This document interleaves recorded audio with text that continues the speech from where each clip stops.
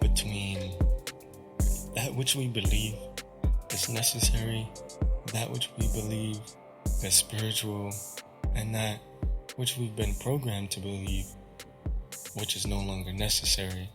So basically, deprogramming interesting subjects, guest speakers, and every word of this podcast, every sentence, I would love to be able to change a life for the better. So the first thing that I want to get started with, the first conversation of today, so you all know that Quantum Truth isn't your normal podcast. We don't feel rushed. We're coming in with love, we're coming in with wholeness, and we're coming in with balance. I like to take breaths before I get started, and I invite you to do so. Feel free to pause this anytime that you would like.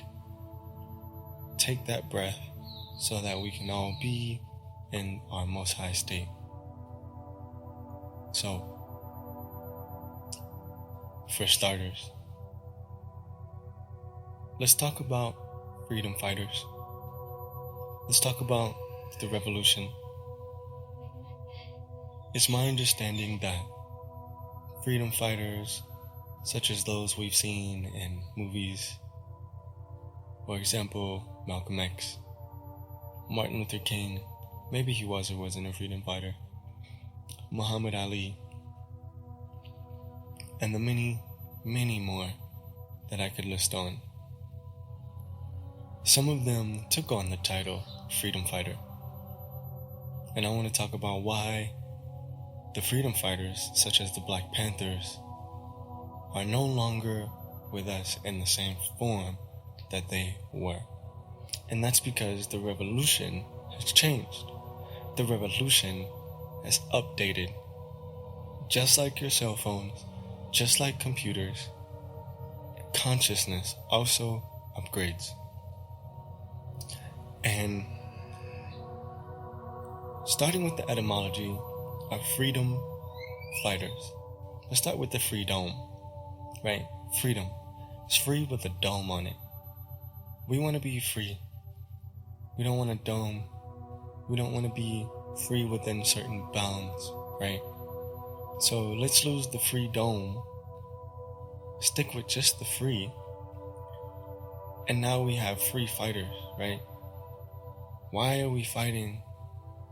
Why are we fighting what's free, right? Why are we fighting for that freedom? Because if you're combating it, if you're fighting it, then it'll never truly find its peace. It'll never have its wholeness. So we must transcend this. And when we look in the physical world, it may be kind of confusing to think about how one could not fight something when you believe something is fighting you, right? If we look at the governments across the world and take minorities, for example, many of us feel like the government is at war with us regardless of if we are at war with it. However, like the ancient samurais, the ascended masters such as Buddha, and even the saints such as Jesus Christ, all have a very, very powerful concept in common, which is not to fight. They're not fighting to be free. They're not fighting to ascend. Because when you fight, you're fueling those entities that feed off of war. And what we want to transcend is worshiping gods of war. We want to connect and understand that we are, as children of the supreme divine intelligence, we are also supreme divine intelligence.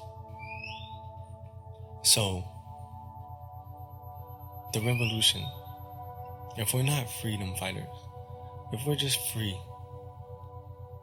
in what ways does this revolution truly look different?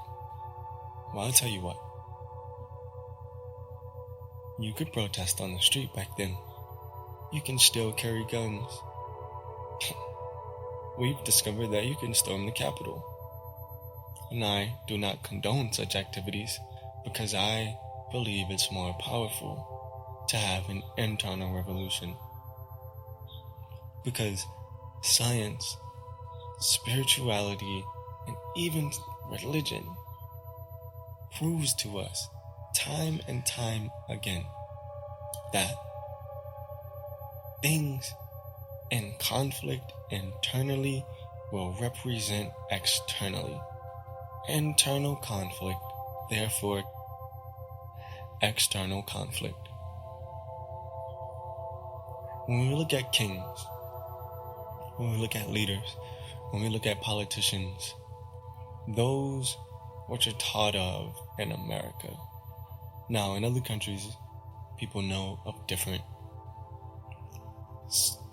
global leaders. They know of different kings. They know of different empires than are taught in certain countries. But they teach empires with very toxic leadership in order to entice those souls who are newer and not ready to be in lead to seek that position. Now, if we go back to Egypt, and I'm not a hyper supreme Kemet scientist. I don't follow Kemet and believe that it's the one truth, the most high, the all high. I believe there's things to learn from it though. And the pharaohs, for example. The pharaohs, when selecting a pharaoh, they went through a very thorough process, analyzing the souls first, using numerology and astrology to find children born at a certain time, and then vetting those children through various different processes to discover where their souls were at in terms of their maturity. You wouldn't exactly want an Aries whose first time on Earth to lead your people, right?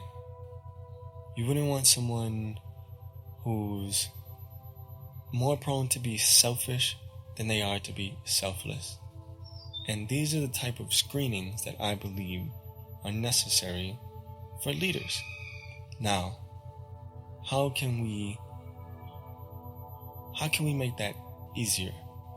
How can we have a larger pool of people to select from, a more intelligent pool of individuals, more intelligent consciousness, more intelligent bodies, less pain, less internal trauma, less external trauma, and less conflict? It's all about the internal revolution, aka what you eat, what you drink, what you listen to, and what you watch, right? All of these are forms of consumption.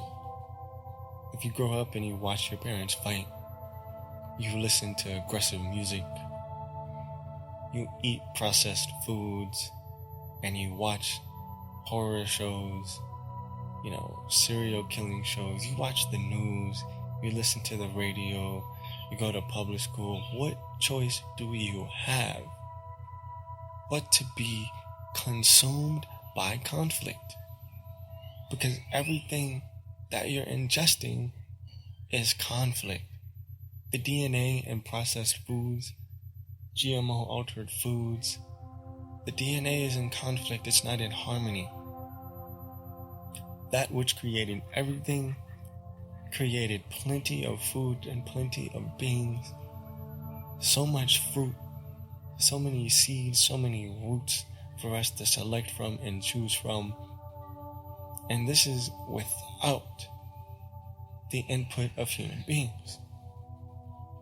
Now, if we're selecting and choosing from these foods, if we're consuming things that have that supreme divine intelligence, molecular structure, if we're drinking water that's clean, we're avoiding processed foods,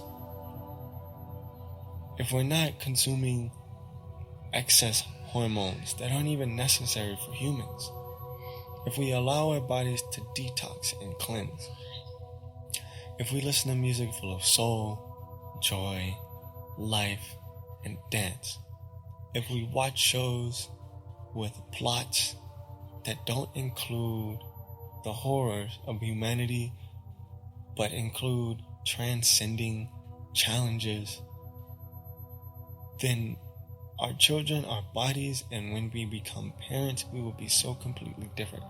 And we're just now beginning to be able to analyze this in a modern scientific way. Of course, all my spiritual followers and listeners, we will know that anything you want to receive, you can receive, for example, in a meditation, through light language, through so many different facets of just connecting with the divine.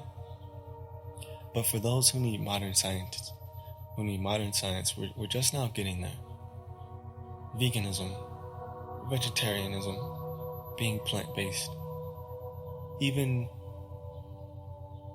those who maybe they kill their own meat. Now, I don't condone consuming meat. I don't think it's necessary. If you want to consume animal products, there's honey, there's insects. If you live in a place where you can only have fish, there's fish. And there's even egg whites, right? Because it's my understanding that chickens lay eggs even when a rooster does not inseminate them, right? So, if we don't consume death, our bodies, which are clearly built to live off of life, look at our teeth, look at our stomachs, look at the length of our digestive system, look at our brains, look at our skin health, look at our emotional behavior, analyze the aura of the food, look at the electricity. When we eat food that's alive, and I mean plants and fruits, be fruitful and multiply means be full of fruit. And when it passes through your body, give that back to the earth, give that back to Pachamama, and she will multiply your fruits with trees that grow multiple fruits. If we're eating life, then we're feeling alive, then we're thinking in harmony with life, right? If we look at Thou Shalt Not Kill, it doesn't just include human beings. I believe it also includes animals, insects, and everything up, down, left, right, in between, right? All life is sacred. And if we honor that, then we've truly begun to step forth into this internal revolution of being free.